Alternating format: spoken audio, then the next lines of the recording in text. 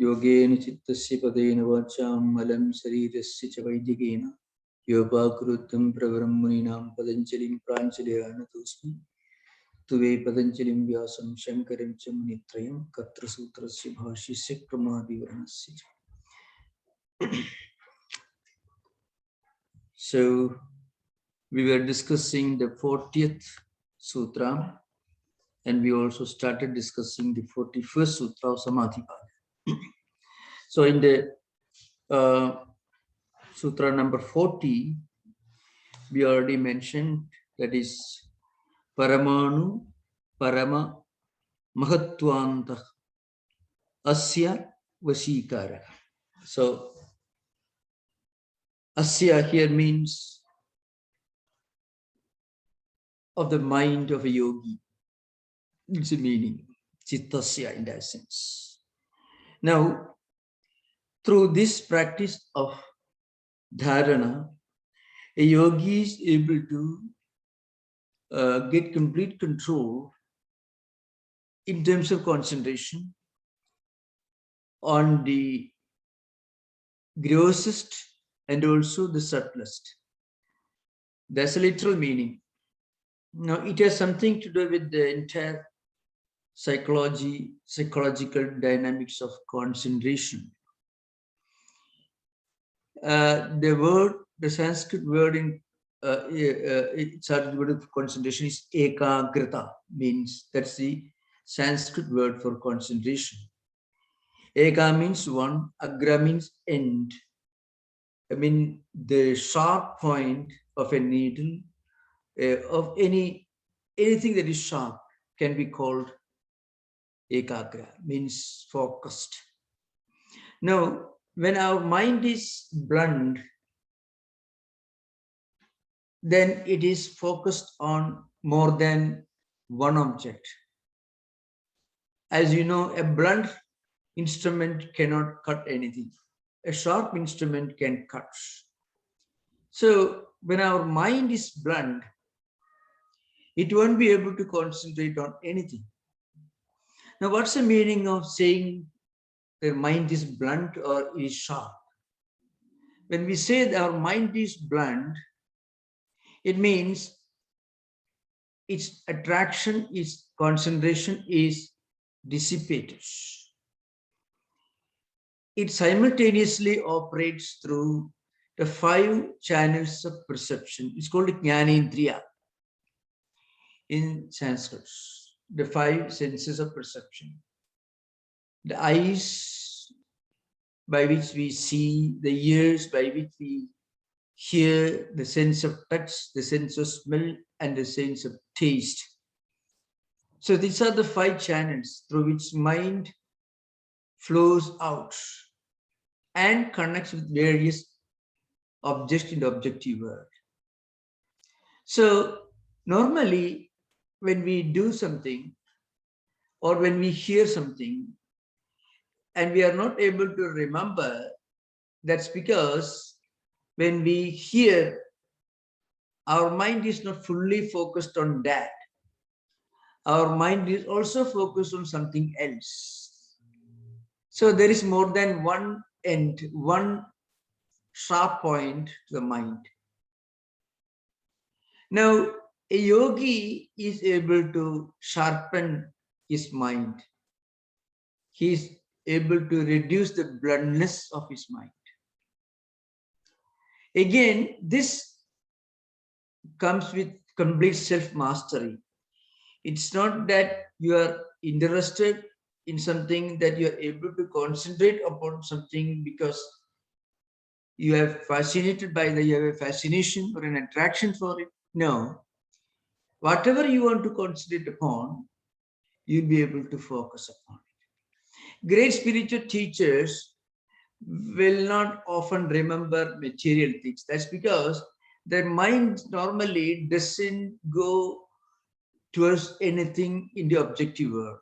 Because the moment they think of the empirical world, immediately there is the awareness that all these things are changing, impermanent realities. So immediately the mind doesn't go very much into that. But On the other hand, when a yogi or a spiritual seeker, he reads something, hears something, writes something, or mentally connects with something related to something transcendental, something trans-empirical, something spiritual, immediately is able to remember. So this is an important point to remember. So Vasikara here means complete self-mastery through concentration. And this becomes possible with regard to the grossest, the objective word, it's called grahya, and also in the process of cognition, understanding, that's called grahana, at the level of indriyas or senses of perception, and also with regard to one's own ego system, that is asmida, that is called grihita. So that's the implication of the coming sutra. Now, what happens is when a yogi is able to concentrate upon the largest and the grossest and also the subtlest, then he covers a huge whole spectrum of objects that he can concentrate upon. And then he reaches the state, he becomes a kshina vritti. That's a meaning here. Kshina vrittehe means of the person whose chitta has become kshina vritta, means whose chitta with vrittis completely weakened or neutralized, or vrittis completely transcended. That's the meaning of kshina vritta. Now, Swami Vivekananda's complete works, you can find he presents a very interesting example, which actually gives a new flashlight into the mystery of our own samskaras, vrittis, and actions. He gives the example of hitting a ball with a mallet. Say, suppose in a room or in a hall, a large number of people are gathered. There's one ball, and each of these people has got a mallet, a hammer, whatever it is, in his hand, and they go on hitting this ball. Or maybe just one person, because when you hit it, it bounces back towards yourself, and you hit it. So one person also can do that, go on hitting the ball. Let's say in a room with only one window, let us say a big room, you are hitting a ball with a mallet and go on hitting. At some point, it could happen that a ball just flies out of the room through the window or the open door. Only one door is open. Now, what about the velocity of the nature or the direction of the flight of the ball when it bounces up out of the room? Swamiji says that ball bouncing out of the room it corresponds to our present character, vritti, samskara, temperament, personality, whatever it is. And that is the totality or the sum total of all the hits that this ball has received. So you go on hitting it from different angles. Each of the hit that you do in a way plays a role in deciding the direction into which the ball flies out of the room. You may hit, let's say, 99 times. The 100th hit results in the ball flying out of the room. Now it hits against the wall, comes back, again you hit another, it may hit another wall, another side of the wall, and go on hitting. Now the last hit causes the ball to fly out of the room. It is not an independent phenomenon. All the hits that the ball has received have played a role in deciding the direction into which that ball flies out of the room. Similarly, our present personality, the way we act, we think, we behave, all have been determined by every single hit that our mind or personality has received in each incarnation, in each lifetime. So it has something to do with the law of the karma and also the doctrine of reincarnation. So what we are right now is a sum total or the totality of what we have been, what we have been experiencing, what we are doing. All these will have something to do with what we are right now at this moment. Nothing is an accident. Nothing is isolated. If we talk in a particular manner, if you behave in a particular manner, if you have a particular temperament, it's all because of so many samskaras, vrittis that have formed, that have played an important role, and plays the determining role in molding our personality and character. Now, let us say each life also accumulates a number of vrittis. Vrittis become samskaras. Samskaras become vasanas. Vasanas mean our natural aptitude, temperament towards a particular action or a quality or an event or a, let us say, or a behavior pattern. And that again decides our sankalpas. And that again will decide our action. And that action again accumulates new vrittis, vasanas and samskaras. This goes on in every life cycle. So that's an interesting illustration. I don't think there is any other illustration in any of the yoga literature where you find such a dramatic and a graphic description of the dynamics of vrittis and samskaras and the roles they play in molding our personality, in determining what we ultimately are. Now, all these vrittis become neutralized. Kshina. It's not chitta vritti nirodha. When you read chitta vritti nirodha, then you become you become completely enlightened. That is the ultimate samadhi.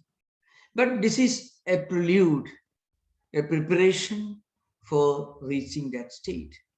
So that's why Kshina vrittehi abhijadasya manehi.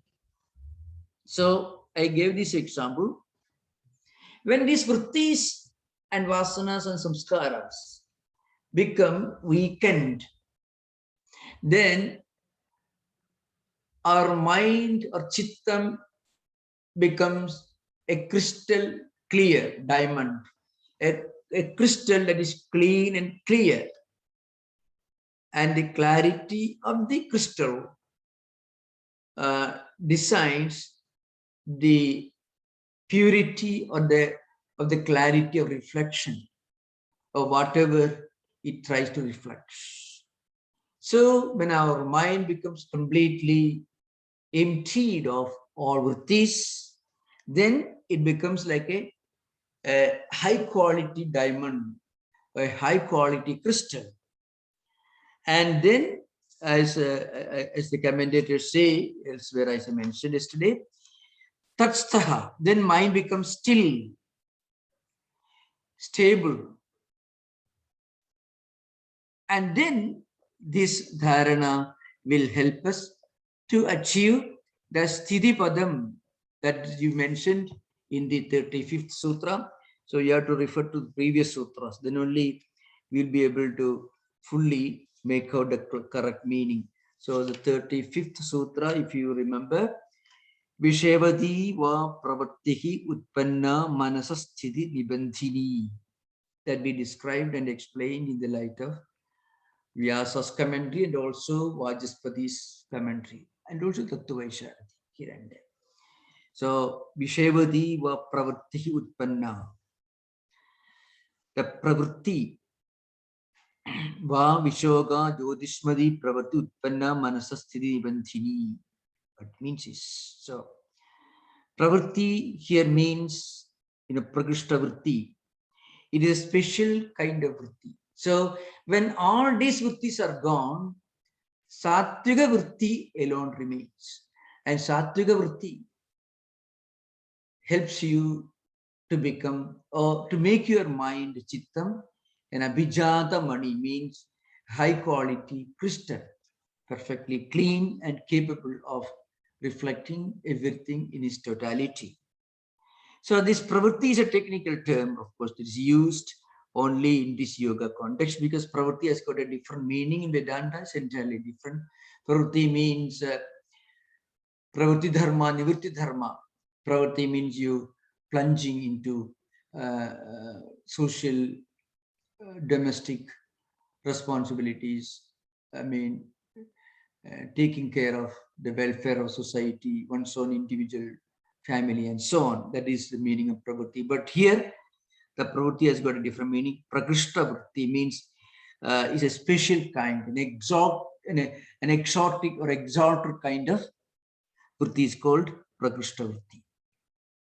And when this happens, sthiti nibandhini, manasaga sthiti nibandhini, mind becomes steady and stable. That is the implication of this particular word used in this particular sutra, that is 41st sutra, tarstha. And then next one is tatanjana, means the quality of being tinged, means when it becomes clean and crystal clear, then it can reflect the color of Purusha. It can completely absorb what it tries to learn. That's why I mentioned earlier, this has something to do with the whole dynamics of concentration as we understand. Concentration means actually we are not able to concentrate on things. We are not able to remember what we try to concentrate. Therefore, we forget because our chittam or mind has not been able to completely reflect or absorb what we try to understand and remember. It's an important thing. And this is a special reference to spiritual subjects. That's a very important thing. We should not get away with the impression that any kind of memory has something to do with spirituality. Not at all. Our human mind has a natural tendency to remember everything in this empirical world. That we have to remember. Why? Because normal situation, all the five senses naturally drag the mind to external objects. So if a glutton walking in the streets lined with, let's say, eateries, restaurants, maybe some wonderful sweets, food items displayed in the shops, a glutton will not forget what he has seen in the sweet shop or a bakery, because the moment he sees that, the idea of eating, tasting, and his own enjoyment of eating that will come to his mind. So all the related thoughts will naturally help him to remember the color, the size, and maybe the price of the particular bread or sweet or whatever he has seen in the shop. But the same person may not be able to remember a subtle, a spiritual idea. That's because he has got tamasika vritti and rajasika vritti. He has not developed this pravritti, prakrishta vritti, sattvika vritti. As we develop sattvika vritti, we are able to connect with, understand, and remember, and relate higher spiritual ideas. So that's the implication of this second term used, Tadanjanata. So Tadanjanata means the mind or chittam becoming clear enough to observe and reflect higher spiritual ideas. That's the meaning here. So, and then Tadanjanata Samapattihi. This is the higher concentration that we are discussing now. After this, the next sutra, which we will take up. Tatra Shabdartha Jnana Vikalpaihi Sankirna Savitarka Samapattihi. The first Savitarka Samapatti is it is a penultimate to Nirvitarka Samapatti is mentioned here. Now, a state of Samapatti or Samadhi in which Shabda, Artha and Jnana. And Shabda means the word, the sound. Artha means what it indicates or implies. And also the cognitive faculty, the awareness, the knowledge that comes out of this mixing of Shabda, the word and its meaning. These three come together, that is, among the Samapattis, that which is mixed, that is, where the mutual identification of Shabda, the word, and what the word refers to, the referent and the concept and the knowledge or awareness, they get mixed up, then it is called Savitarka Samapatti. Shabda means is external vibration. Bahya Spandana means Shabda. When we try to know something, the name, the word equivalent, the audio equivalent, that's the first thing that comes to us. And then through memory or relation or association with previous knowledge, we try to get an idea of what the particular word implies, refers to. And then the pratyaya means the awareness in our mind.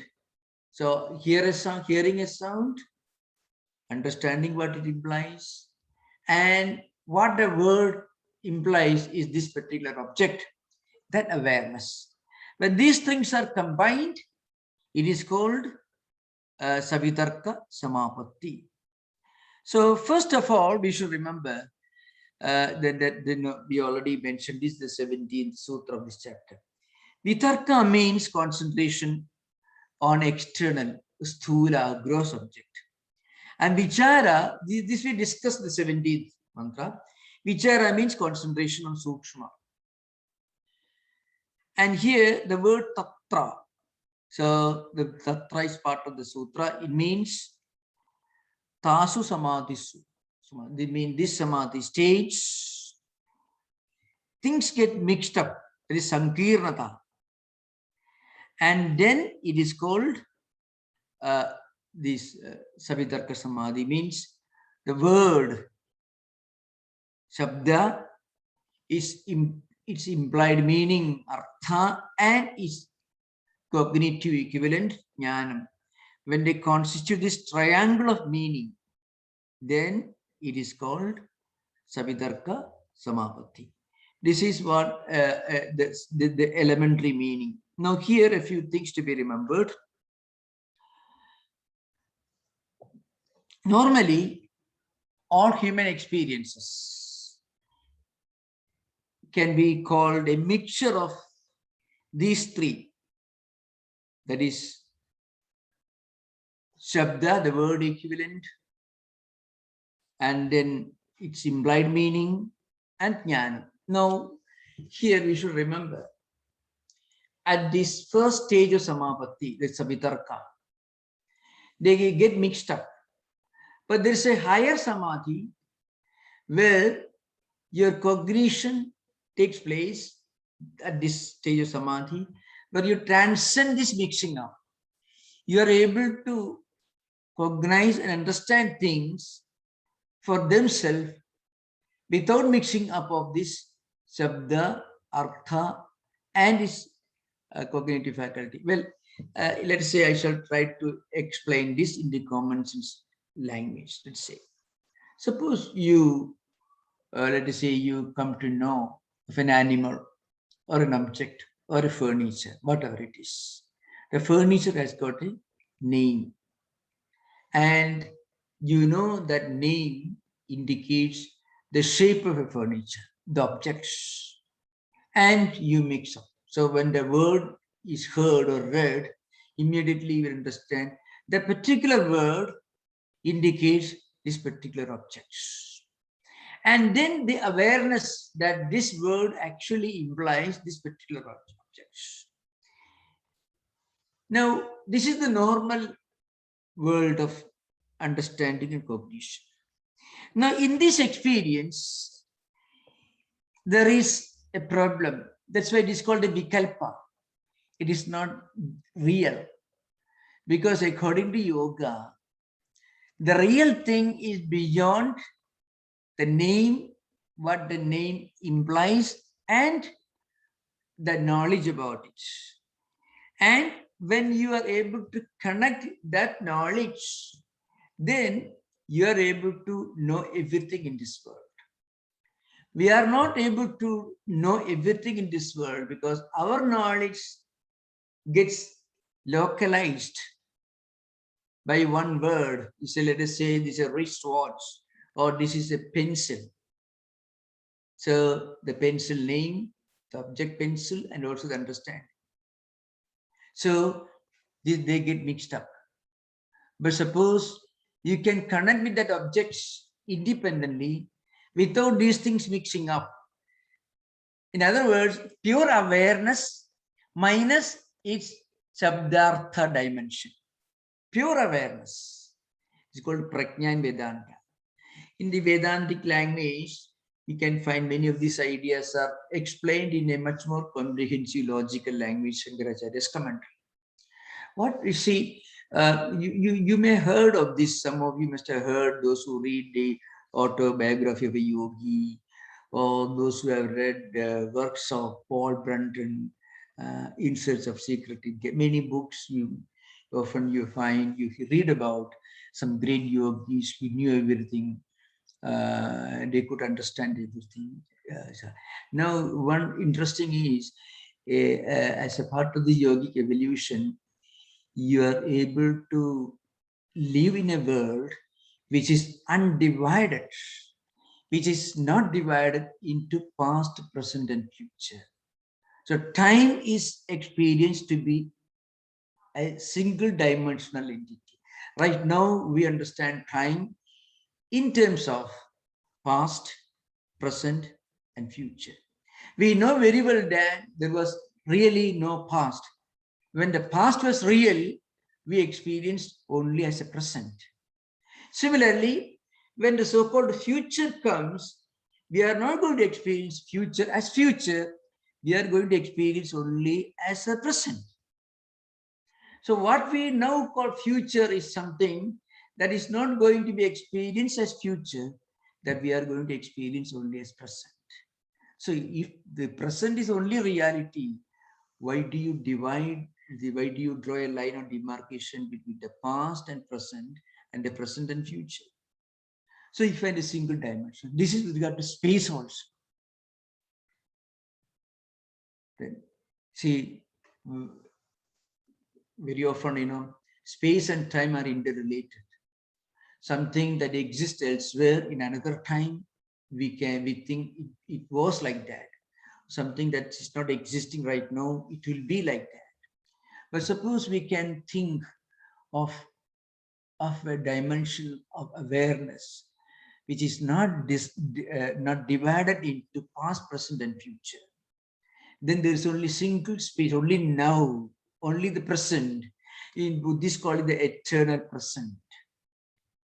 The eternal present. This is frequently used in a rather not in a very respectable way in the counseling, and also in pep talks, in management science. You can find people you believe now, today, right now. But this is not something that can be taken in its most elementary meaning. In reality, present is the only reality. That's an important thing to remember. So, if we can understand things without demarcating into past, present, and future, and without demarcating into Shabda, Artha, and a specified cognition, then you'll get the non-specified, unspecified, the universal cognition. An object is an object, but you don't see it through empirical eyes, then it is an object. It is a pure awareness of that object. When you come to empirical level, this is a glass, this is a cup, this is a pencil, this is a pen, etc. But as pure awareness, it's called prajna. As I mentioned in Vedanta, it is used in that sense. When you reach that level of awareness, then you know everything. That's what we are going to discuss in the coming sessions. So this description of the Savitarka Samapatti is a prelude to that higher concentration. That's why, as I mentioned, this experience of objects mixing up with Shabda, Artha, and Jnana, the word and the object that a particular word indicates, and knowledge related to the association of the word and its corresponding object. That's called Jnanam. When you don't mix up, then there is a reality. And if you mix up, it is only a shadow of the reality.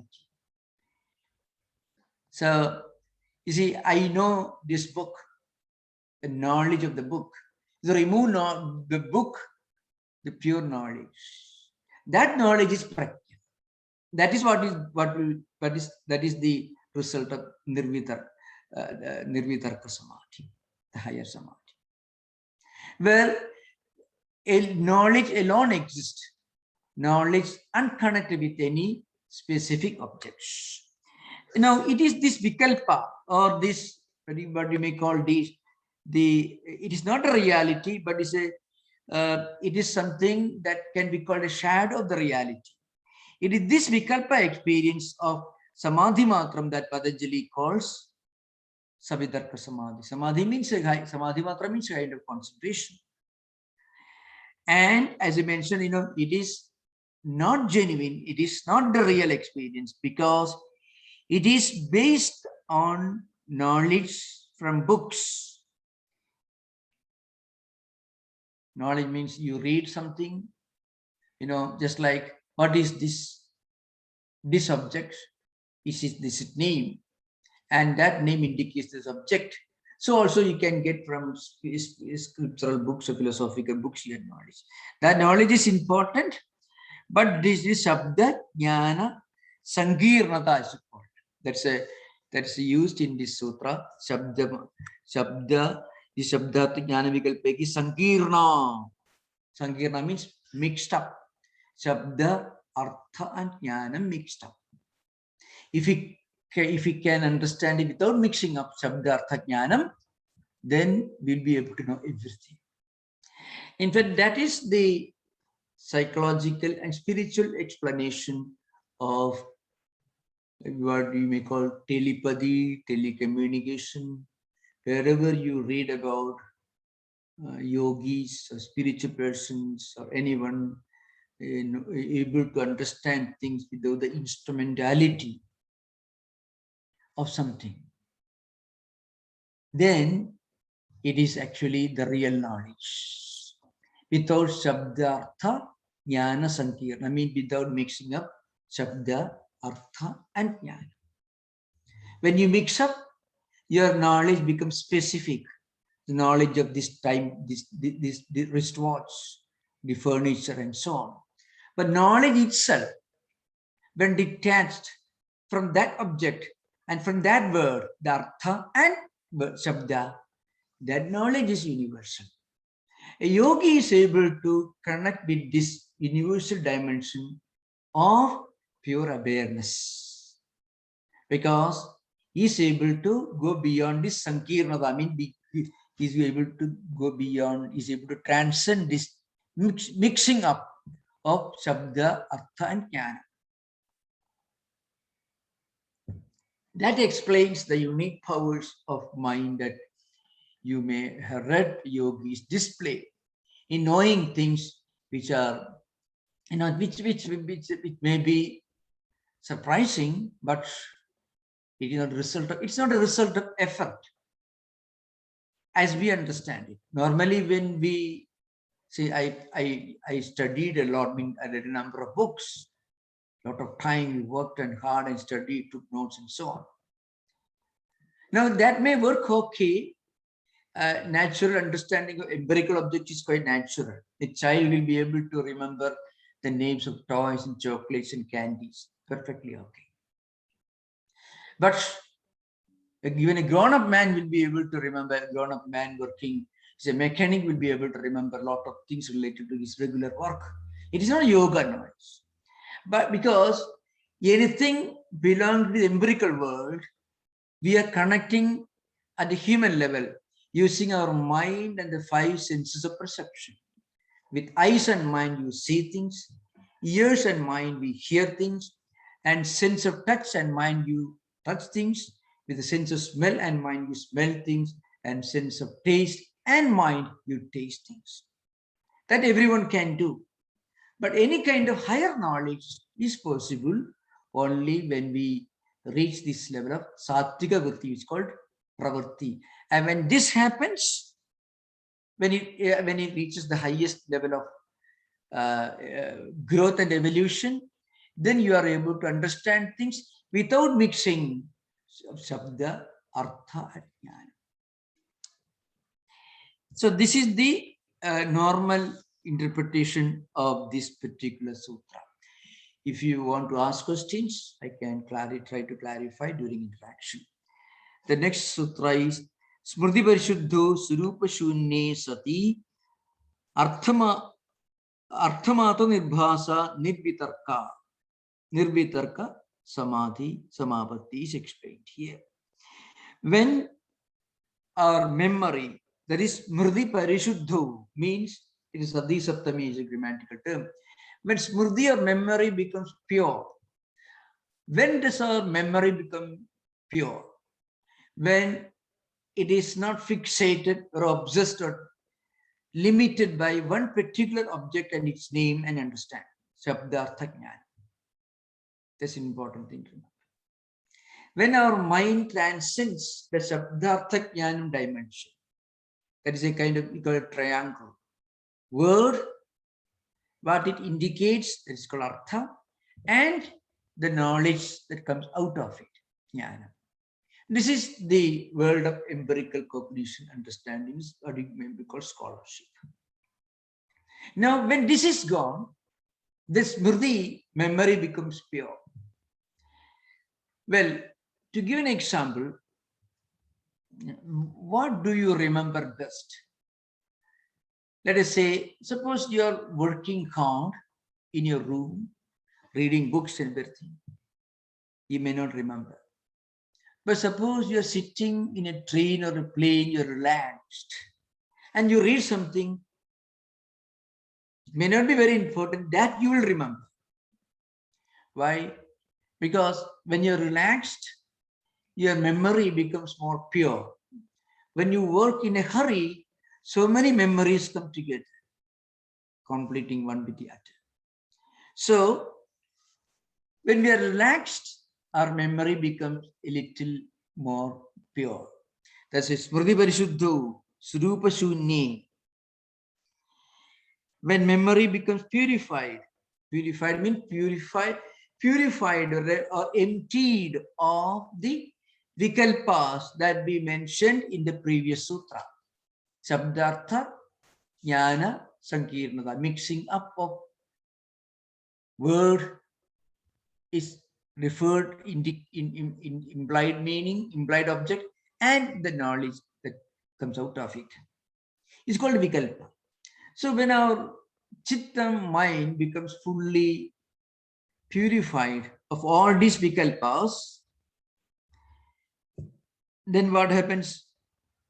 Then the chitta becomes, as it is lost in its true nature. That vastu, there is a word used, sarupa shunya. Then chitta appears as if it has lost its true nature. And then what happens? Then Surupa Shunni Sati Eva Arthanirbhasa Savitarka. Then what happens? Then the referent alone shines its true nature.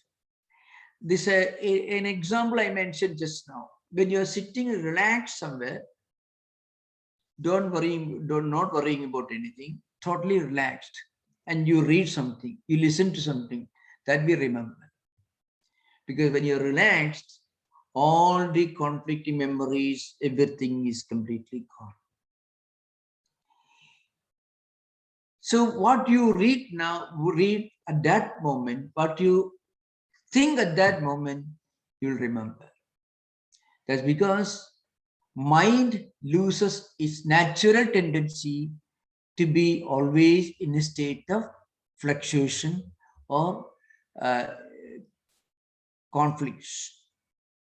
At that time, what happens is you'll be able to completely observe what you try to observe. At that time, the chitta mind becomes like a crystal clear diamond. That is Abhijadasya Manehi, the previous sutra you read. When a mind becomes like a pure crystal, then it's able to reflect everything. So if a pure crystal is brought near a red flower, the crystal becomes appears to have become red in color. That's because the crystal has lost its own natural character. Appears to have become, appears. It is actually without any color, pure crystal. There is no dust, nothing. So it has no special color of its own. So when it comes and placed very close to a red flower, it completely reflects the redness of the red flower. And then what happens? That crystal completely gets absorbed in the redness of the object that is nearby. Similarly, when our chitta or mind becomes completely purified of all the vikalpas, all the fluctuations, then what really happens is it is able to remember itself. And that state is called Nirvitarka Samapatti. In other words, this particular sutra describes the direct experience of the real nature.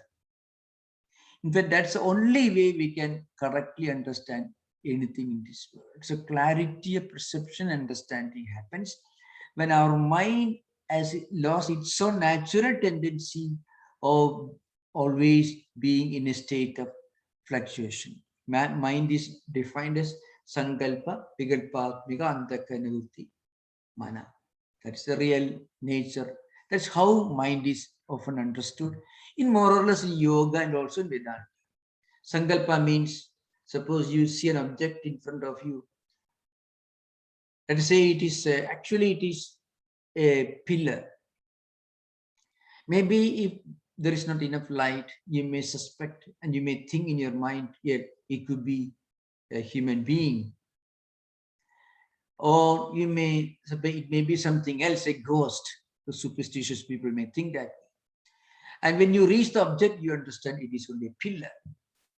So in your mind, there were two thought currents, conflicting thought currents. One is sankalpa, oh, it's a human being.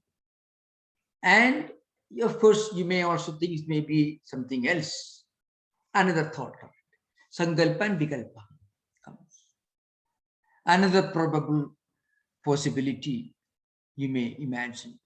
When you reach the place, you understand it is only a pillar. Now, this is a natural state of human mind. Sankalpa, Vikalpatmika, Antakarna Vritti. Mind is nothing but the name of a function of Vritti. Mind is not an entity. Remember, mind is not an entity. Mind is the name of the function.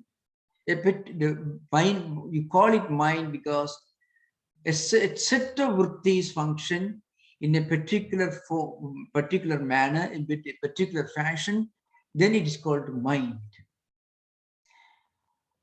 Mana in Sanskrit. And the same object, the same thing is called buddhi or intellect. When you reach the object and you understand, you're convinced that it is not a human being, it is a pillar. Nisyatmika antakarna buddhi, intellect.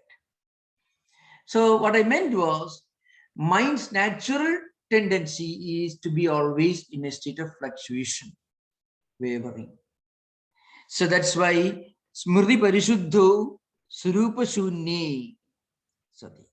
So when this memory, Smriti means memory, Parishuddho means when it becomes pure. Parishuddho Sati, it is a particular grammatical form called Sati Saptami. There are many kinds of Sati Saptamis are there. So when memory becomes purified of all fluctuations, vikalpas, what happens? Then actually Chitta appears as if it has lost its natural original state. That's called Surupa Shunni. Surupa means its own natural state. It is gone. That's why, Yoga Bhashya says, Padaveda Surupa Shunya Iva. This is another way of interpreting this sutra, which is according to Yoga Bhashya. The other Yoga Bhashyas. Anyway, that's not very important now. And then what happens?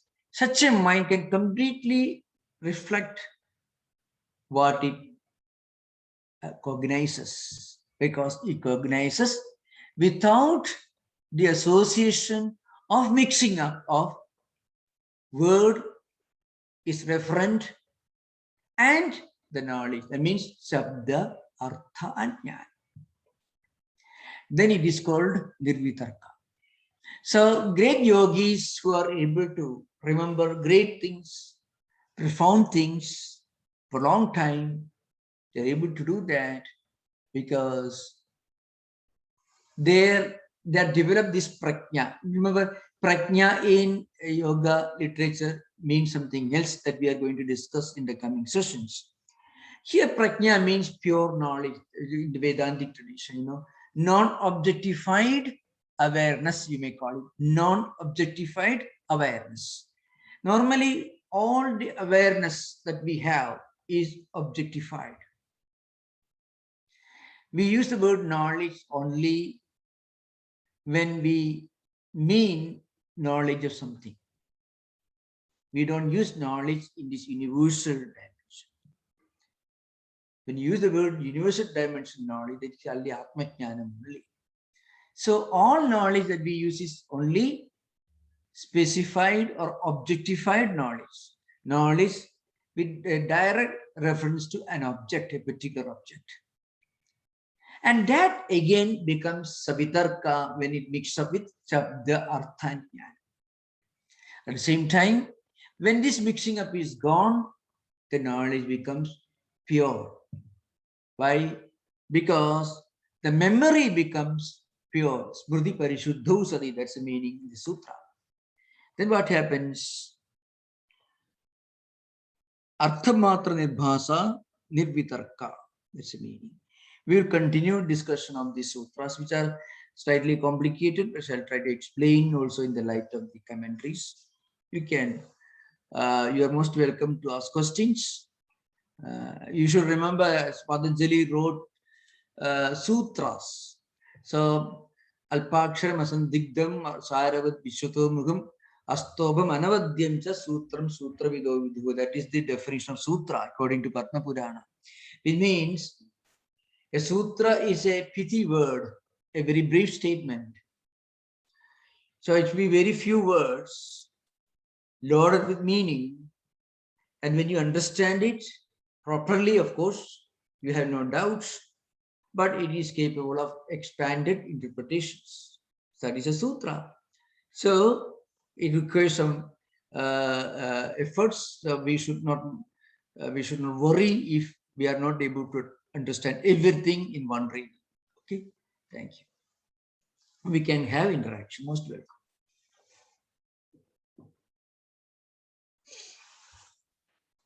Pranam Swamiji. Yeah. So Swamiji, in Vedanta, we also say that when you look at the world devoid of Nama and Rupa, then it's nothing but Brahman. And in this class, we talked about that when you look upon knowledge devoid of Shabda and Artha, then it's pure knowledge. Are the two related concepts? Are they saying one and the No, same? never, never. We should never read Vedanta, Advaita Vedanta into yoga. Totally different. Yoga is, as I mentioned earlier, yoga is just an analysis of human mind in relation to this empirical world. And it is yoga is a system of philosophy which accepts the reality of the empirical world. Advaita Vedanta tells you that this empirical world is essentially unreal in the sense it is only relatively real. That's the meaning of Mithyattva. So we should not mix up.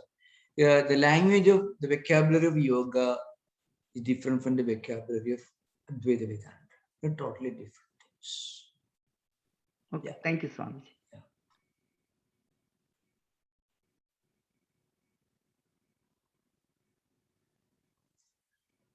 No question, Bobby. You normally begin some discussions. Hari Om Maharaj. Yeah.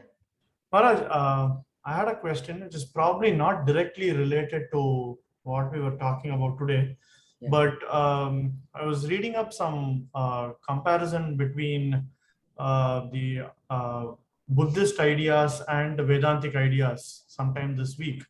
And one thing that stood out for me was how there was a talk about how these vrittis in Buddhism are not translated from from different people. It's like energy which just comes through and creates new these vrittis come together, and then they form new identities which might not directly correspond to older identities.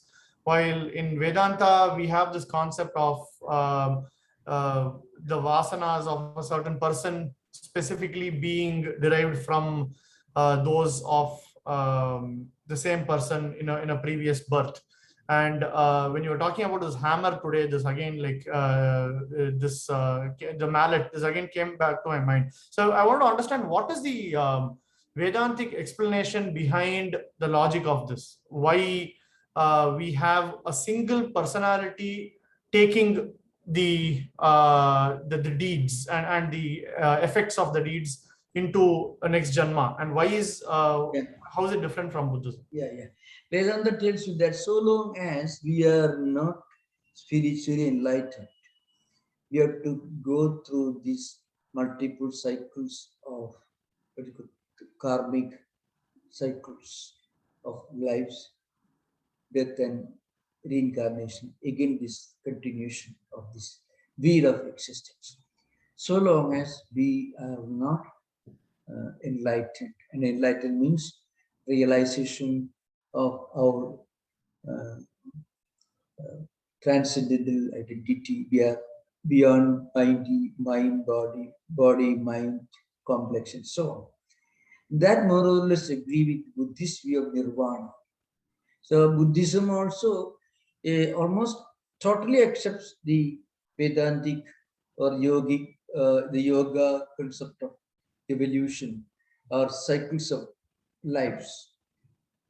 For example, according to Buddha, there is called the Praditya Samutpada, 12-link change, which roughly explains the interconnectedness of the past life, the present life, and the future life, and also the continuation of these cycles of life till you get nirvana.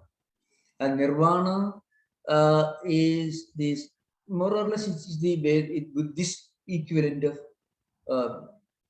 moksha, nirvana, moksha.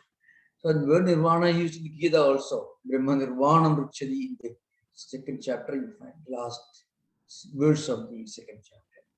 So in Buddhism, when you realize the truth of dukkha, when you realize there is a reason for this dukkha, there's a cause and there's a way out, and when you realize the way out of dukkha is nirvana, and that is attainable by developing these ashtanga disciplines, this samyak smriti, samyak ajiva, samyak sankalpa, samyak samadhi, samyak walk, and so on. There are different these 8 disciplines. For samyak means the right word, right speech, right memory, right contact, right concentration, and so on.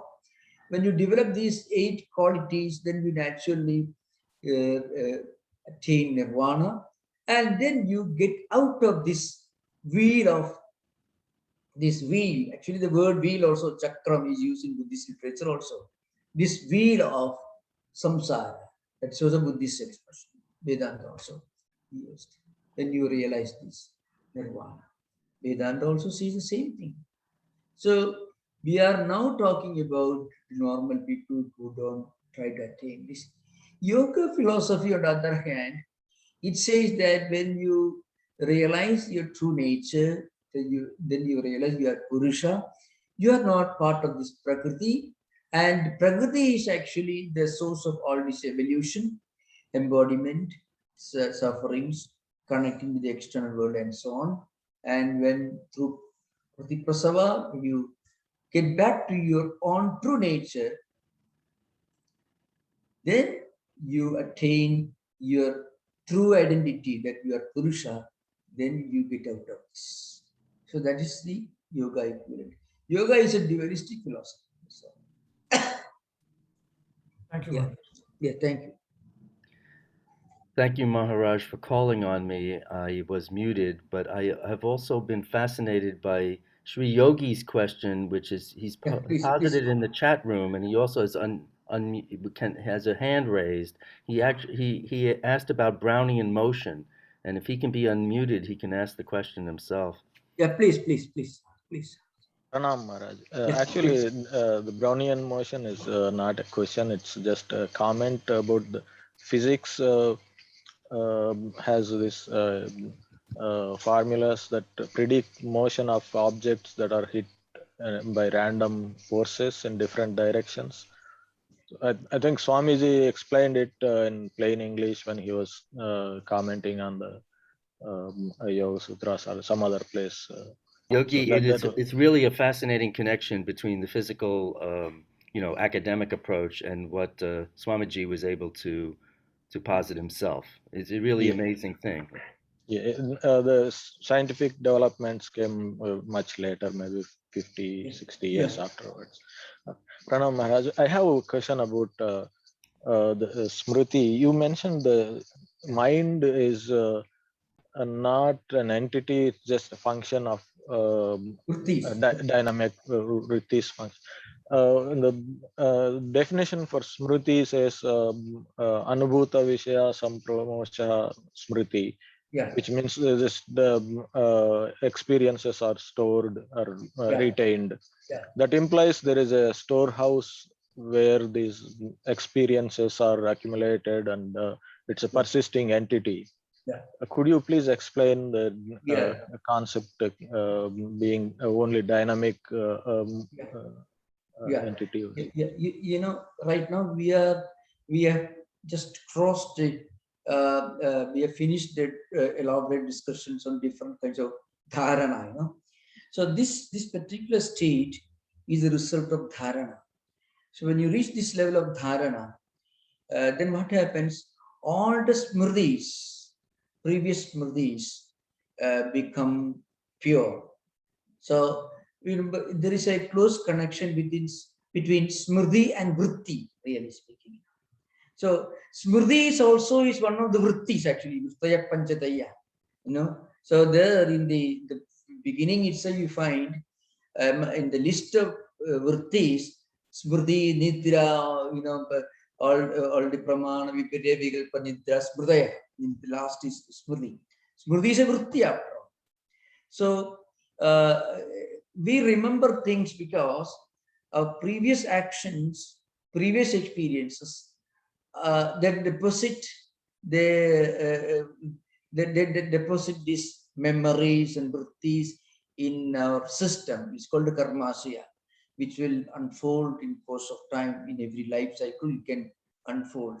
So through the practice of dharana, when you reach that higher level of dharana and dhyana, when you reach that level of nirvitarka samapatti, what happens?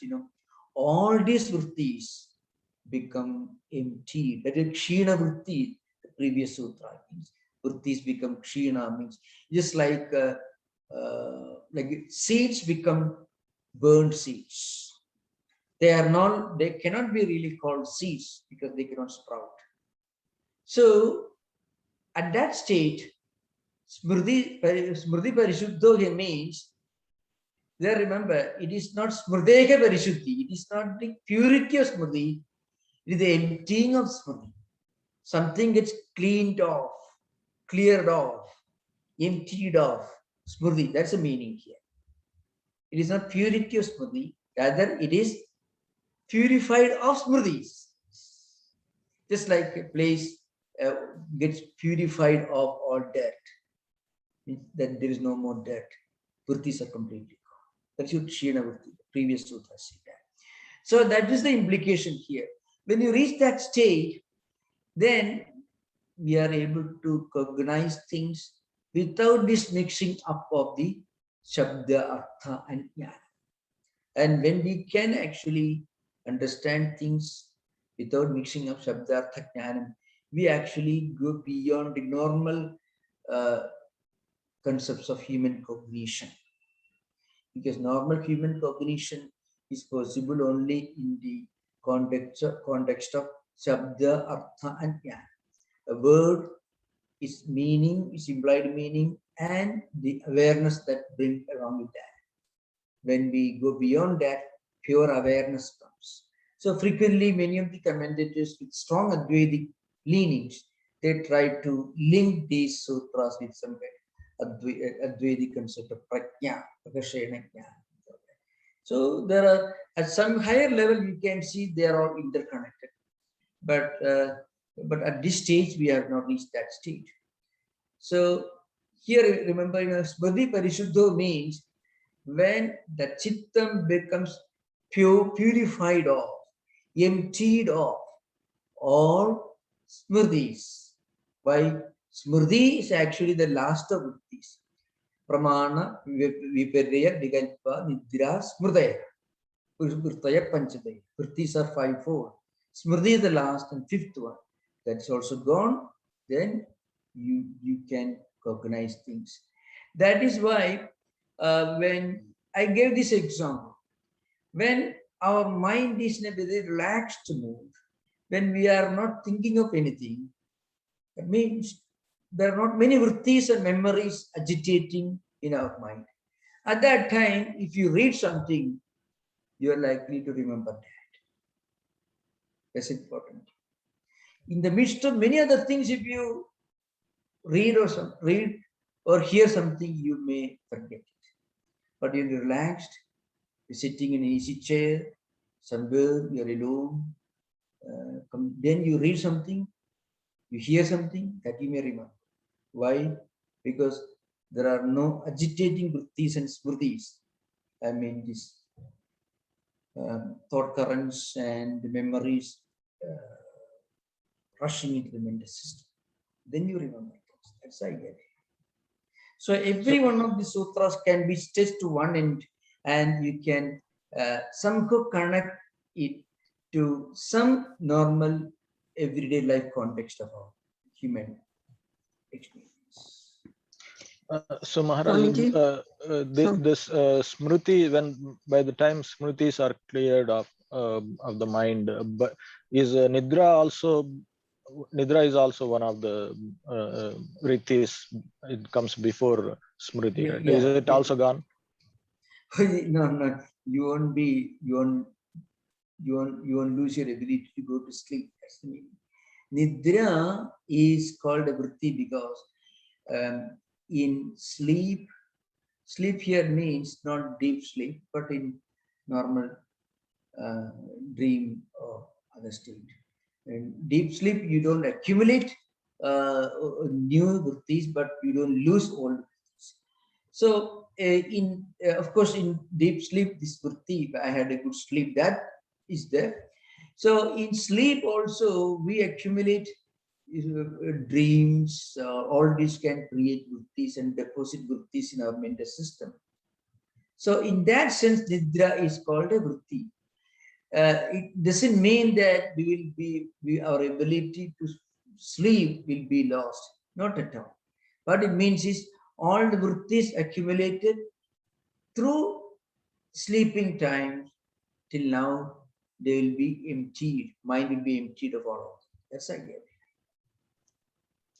Thank you, Maharaj. Swamiji, Yeah. this is Jyoti. It seems from all this analysis of Yoga Sutras, it's like a physician's analysis of the human body, where anatomically we analyze and say this is the brain and this is the bone and this is the bone marrow. So everything in the thought process, how it arises, how it's analyzed, it seems like the total understanding of functioning is what's explained in this Yoga Sutras. And this thing. So when we sometimes talk about, say, let's assume I've not been to Africa, but somebody gives me a map and gives me pictures of Africa, it still just stays in the mind. But until I see Africa and experience it, I won't realize it.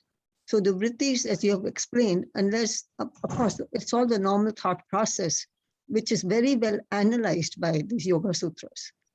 So whenever we have a thought or we have an action, I guess we can analyze it from the Yoga Sutra point of view and see how we are applying this or our action. Why did we do this action? Why did we react this way? And our behavior will fit into one of the models of what you have described. Yeah, that's true. So Yoga Sutra, we should not make the mistake of every day analyzing and minutely analyzing and studying and making our own assessment of our mind. People will go crazy. We should not do that. This is a very important thing to know. Many people, they work very hard analyzing their own mind, their own thoughts, their own emotions. That will be totally dangerous. It even can lead to some kind of insanity. The main thing is, we should know that the nature of the mind is to throw up these conflicting vrittis, vasanas, and samskaras. Once we keep that awareness in our mind, we won't be very much affected by the fluctuations and waverings of the mind. That's the only purpose of studying Yoga Sutra. This is important. Of course, from an academic perspective, I don't think modern psychologists have fully discovered the depth of spiritual psychology of the Yoga Sutra literature. I don't think so, for many reasons. One reason is the traditional commentaries are not directly available for close analysis by people who are not trained in Sanskrit and Yoga Sutra and also in modern psychology. So a traditional Sanskrit Pandit studying Yoga Sutra, writing a commentary, will not be able to bring out these aspects of Yoga Sutra literature because he's trying to understand Yoga Sutra in the Yoga Sutra tradition. And modern psychologists who have not studied Yoga Sutra from a traditional teacher also will lose the real implication. He will try to equate something and he won't be able to, for example, understand the meaning and the implication of samskara, which is a unique contribution of Vyasa. He won't be able to correctly understand samskara. He will think it is only memory. Samskaras, vrittis, they will dismiss as memories. But they are not memories. there are certain irresistible forces in our own mind which actually function, which drive us in one direction, whether we like it or not. And even if you take a medicine to forget it, it will come back. So the main problem is some of the concepts like karmashaya, the deeper layers of samskaras, where they remain and they try to manifest in different age cycles. So for example, when a person grows when he reaches a particular age, certain samskaras from previous life will begin to manifest. At another age, another set of samskaras will begin to manifest. So these ideas may not be clearly recognized in their full seriousness and maybe accuracy by modern psychology. And traditional yoga interpreters, they will use the word samadhi, that's all. Which is a word, a wonderful word, no doubt, but in our called dharana. What it means, you have to connect a bridge between these ancient times to our own age, our own times. So that is a difficult task. So anyway, that was all that I was doing was make an effort in that direction. To what extent it has been fruitful is for you to judge. So thank you for all the questions now, and we had a very fruitful discussion. Thank you. Namaskar. Om Shanti Shanti Shanti Harihi Om Tat Sat. Sri Ramakrishna Pranamastu.